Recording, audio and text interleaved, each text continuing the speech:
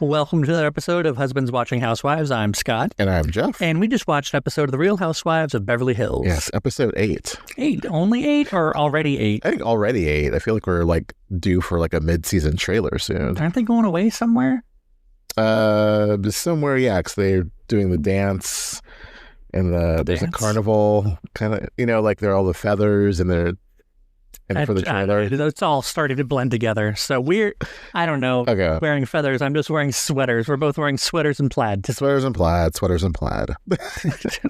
Scrabble and grubs. Scrabble and grubs. Anyway. Yeah. That was a good episode. I wish it wasn't singularly focused on this damn text message, much like Kyle wishes it wasn't. I mean, it's never going to go away, even after she read the text. And now it's an issue with you left after you read the text and you're off in a huff. Is this officially Textgate? I mean, basically it is. I think I'm going to need PK to drop by and be like, it's not about the text, or yeah. We'll see. Yeah, we'll get there. It was a good episode, though. I mean, what happened before the party? I don't remember. I think the majority of the episode was at the party. It was them getting ready to go to the party. It was. I think Bose's house is beautiful, but there seems to be a lot of stuff. Yeah. And it just felt really claustrophobic. Again, I am so sensitive to claustrophobic housewife scenes where there's too many people in one room. When they went outside on the patio and there's all the massage stuff set up, it was there's too much going on here. Yeah. All this, as Kyle would say. Yeah, there's a lot of stuff going on. I thought that was I think that's what Karen's Love Lagoon thing on Potomac should have been. Should have been this a relaxing spa day for everyone, instead of just having them come over and do a cheeky little sexy question game, Right. So I think that would have helped better. But anyway, we're talking about Beverly Hills. Yeah. So, you're looking at me like I'm crazy. I need you. No, I was trying to whenever it was her Serenity soiree. Oh yeah. I hear Serenity. I think Serenity Springs. It was a spa on the Life to Live. Max and Luna's spa. Sorry, random thought. The depths of your soap opera knowledge are amazing. I think paralleled only to mine. Obscure 1995 One Life stuff that I'm why do I remember these things? Why do I remember? Anyways, so Bose is I gotta get these women straight, and I'm gonna have a retreat, and we're gonna get together, and then we're gonna lay some truth out. And I don't understand why she is so hyped for Dorit. I know there's the idea of fast friends, but she's just no one should do that to a friend. She broke the girl code. She's really pin Kyle to the ground and be come on, Kyle, read the text. And it was it's not that deep, girl. It's really not that deep. Yeah, I agree that it's not all that deep. And I tend to believe Kyle when she says that the whole meaning behind it is that I wouldn't repeat it to production. You don't have to worry about me using anything you tell me is fodder for the show. Yeah, no, that totally makes sense. But I can also see what Dorit's talking about, especially when Dorit talks about how he used to come back from their dinner parties and talk about how he and Kyle would talk about the state of, their relationship, Dorit and PK's. So knowing that took place and that they are, have a history of kind of discussing each other's relationships, I can see why Dorit's saying that's, possibly BS. But I think the important part was when Kyle got upset and she said, I love you and your family and PK, and that, That's the thing. It's what are you hoping to achieve from holding her feet to the fire so hard? And 2, what do you think is actually there? Is it just her being a bad friend, or is it taking his side? In the previews you see her say, are you my friend? Are you his friend? And then even Kyle says, you're my friend, if things really went bad between the two of you, I would take your side, but I don't understand Dorit's mission here. Right. I think like Dorit, what is her yeah, she doesn't. I don't think she has a mission. I think she knows it's innocuous. I think she's making a bigger deal out of it just so that she can look better than Kyle, make Kyle look bad so she can get, better position on the couch. On the couch. Well, she's already won on the reunion couch. I know. The other couch that No, I know. That's why it's funny. I mean, she's already won first share. Like that's right. Both of them will be first share, obviously. But for her to say, Kyle doesn't know how to be real anymore. Like, what girl? Like, what? Your hair is not real. Your face is not real. Your house that's being foreclosed on is not real. Like, your life is not real. The Buca de Beppo, the wedding dress crap, like Beverly Beach, nothing has ever been real with you, Dorit. She still has the Beverly Beach pillows. We saw that. Right. In one of the episodes. Nothing has been real for you, Dorit. Like, so this idea of like Kyle's not being real, what have you brought to the table ever in your history of the show that's real, except for now this one moment that you're getting divorced and you need it so bad to stay on the show? Like, pot, meat, kettle.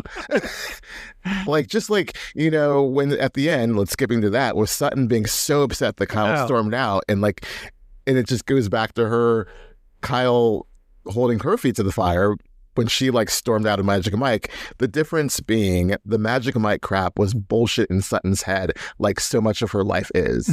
Whereas the Kyle thing was, this is actually going on. I'm having a fight with my friend.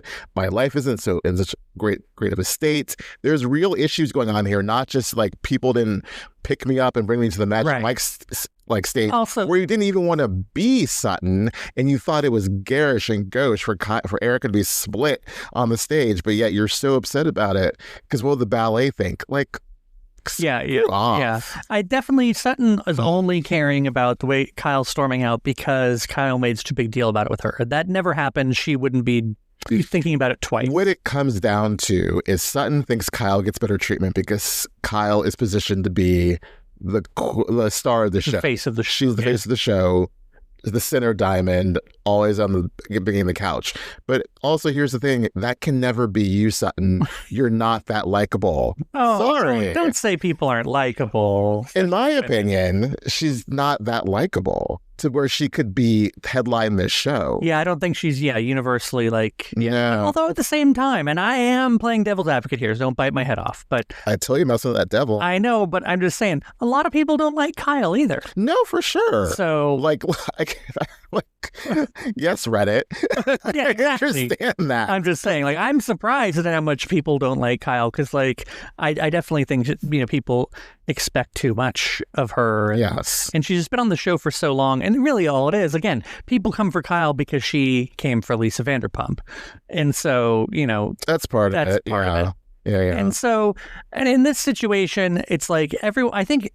Back to Dorit of it all. Dorit knows there's nothing there, and she's just using it to make a meme or a headline or, whatever, make herself elevate her status on the show. Because when it comes down to it, when they're talking outside, and even when she says, I know there's more to it, she doesn't really care because she knows at the end of the day, what's Kyle saying? Nothing. That she's speaking the truth.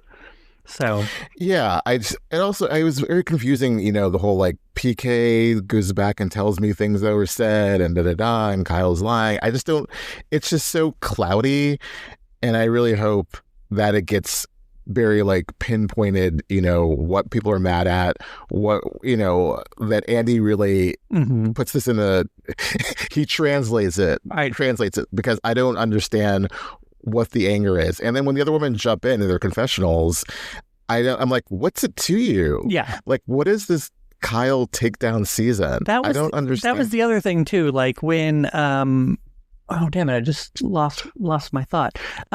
When Dorit's saying if you were a girl's girl, you wouldn't need to be asked. Oh, but God. It's she's already acknowledged. Dorit's already acknowledged that Kyle and PK had a friendship and was fine with it. Yeah. All that stuff. So to sit there and expect that to have happened is just ridiculous to me. But we already talked about my thoughts on texting friends. I mean, it's it seems. I think that's one reason why Kyle's getting so upset. It's you're acting as if I'm doing something inappropriate with PK. Right. I am not. This isn't so nefarious. Yeah, I'm not. like, I'm not trying to steal your man, or I'm not trying to, like, sabotage your marriage or anything, and wreck your home. Like, I don't.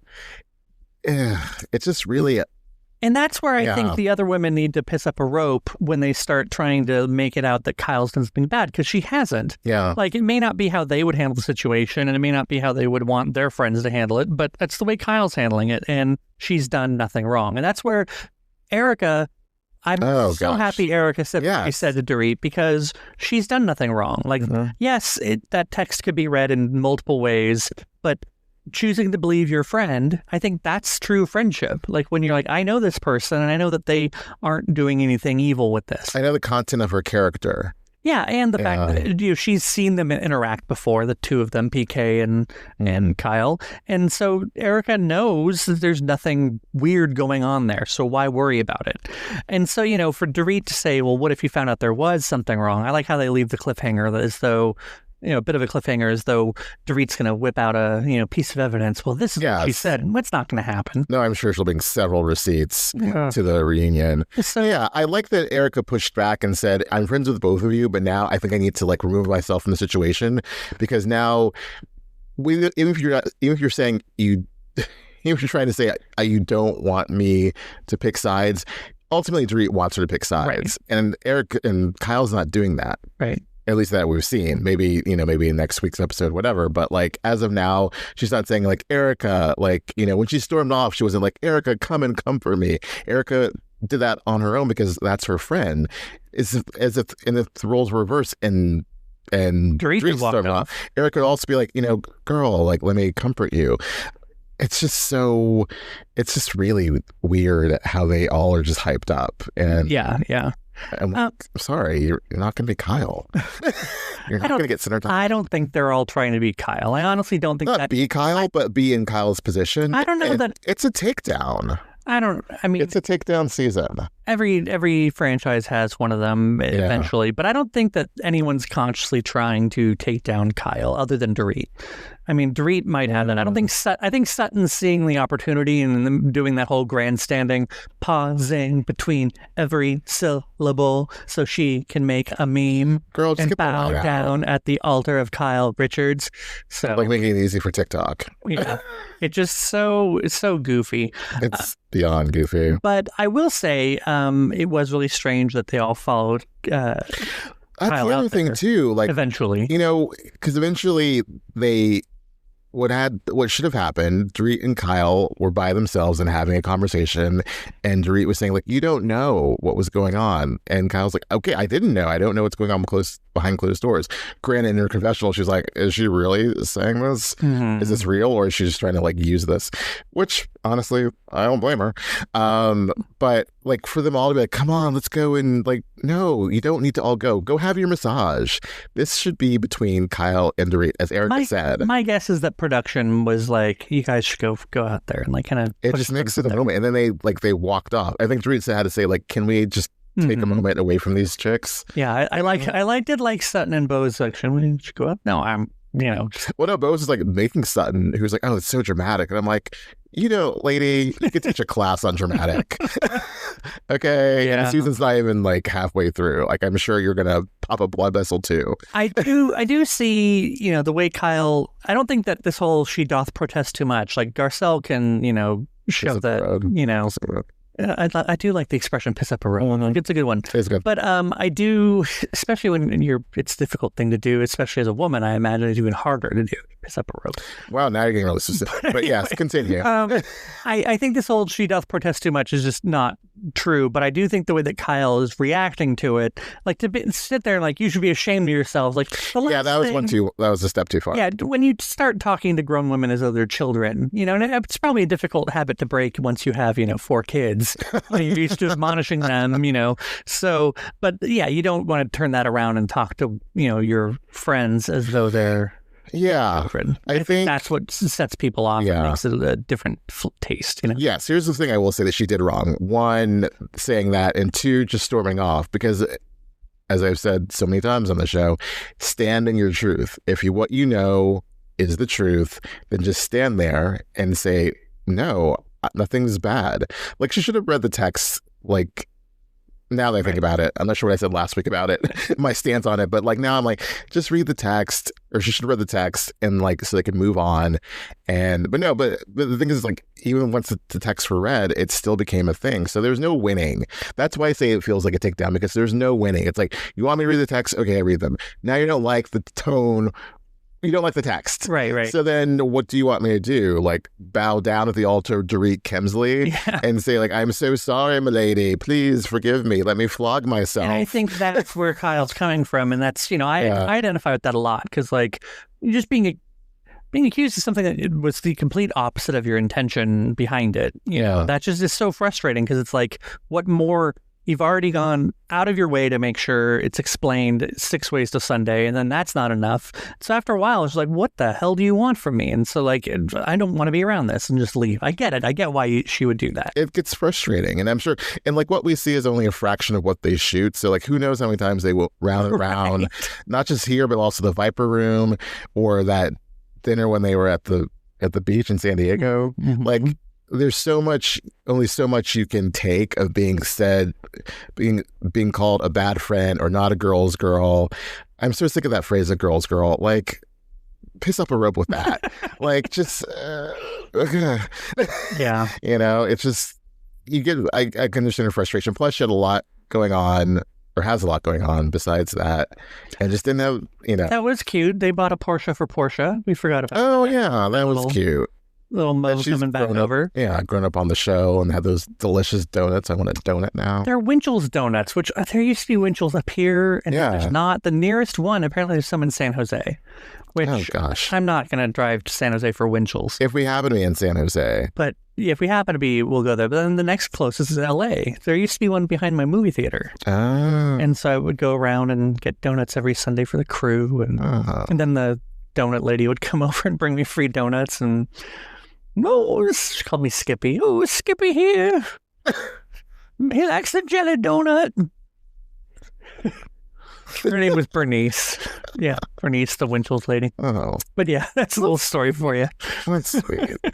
But yeah, I take a Winchell's over Krispy Kreme. I take almost any donut over Krispy Kreme. Is just way too sugary. And like, as someone who likes sugar, I draw the line there. Well, also, like, you like a plain cake donut. I do. And that's not Krispy Kreme's forte. No. They like a nice, hot, gooey, covered in glaze. So much glaze. I'm okay with glaze, but not like that excessive amount of glaze. That's where they hang their hat. And like, I used to like it, but then you get enough fresh Krispy Kremes, and after a while they just dissolve in your mouth, and you're like, I don't even feel like I'm eating a donut. It's more like I'm chewing a hot gummy bear. And that whole idea of how you have to like warm them up, I'm like, yeah, I'm not into that. What is this, pie? I thought also with Dunkin' expanding into Northern California that I would be like, yeah, Dunkin' Donuts, and we've been to that one like a handful of times. I'm not. Yeah. Either they were better when I was younger, or they're different now. I'm sure. I don't know which rose-colored glasses you decide which pair to put on. But when I used to go back east, in my teens and 20s, I was like, yeah,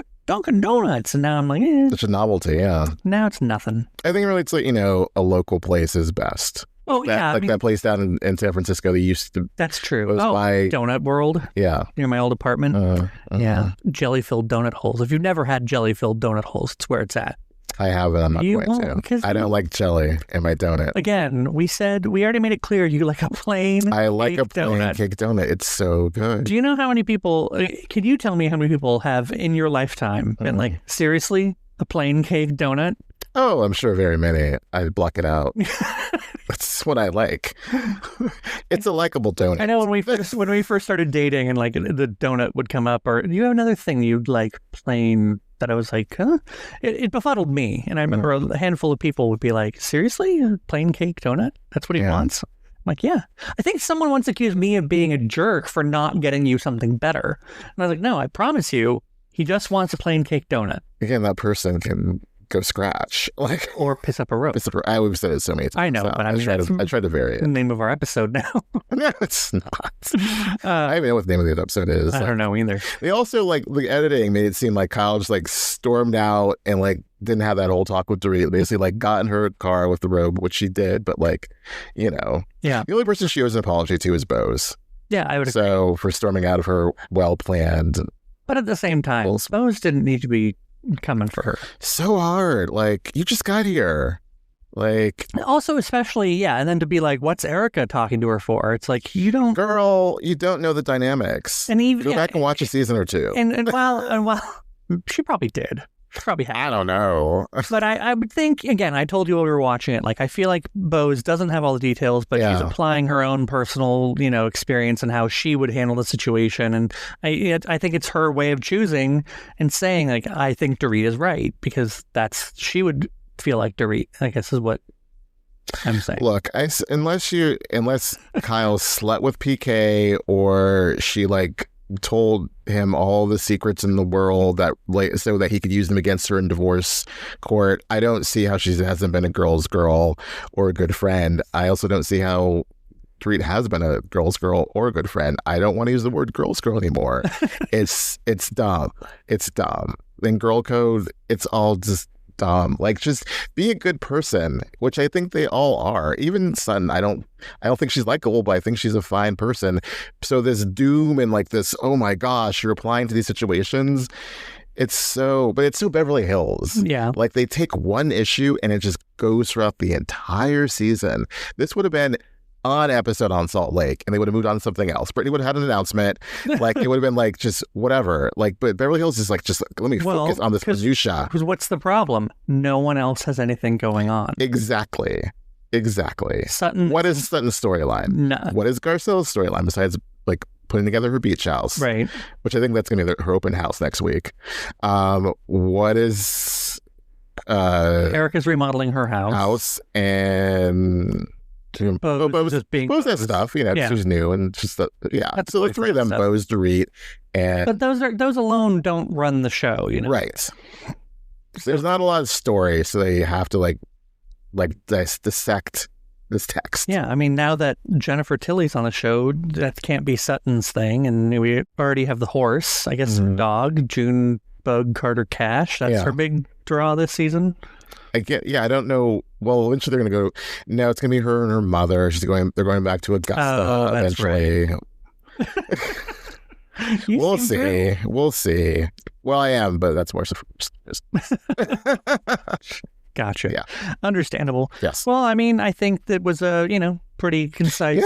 Yeah. Not a lot to say when it's about the same thing week after week. Right. The same way our episode about Potomac was only 20 minutes long because Mia was lying again. Right. I mean, it got me fired up, but now I'm like, I'm okay. I know. I really came into this like, I'm not going to be all hot. And then like you see, the second you see me like naming stuff, name them, I'm fired up. Like, yeah. No, so I need to like style that back. It's not that deep. It's not that deep. No, I think it's adorable that you like Kyle and, really support her. Like, I really do. If only she knew. I know. If only we had an outlet in which Kyle Richards could hear how much someone supports her. We're like, come on. And like, we can say it to her face. That would be crazy. We'd have to.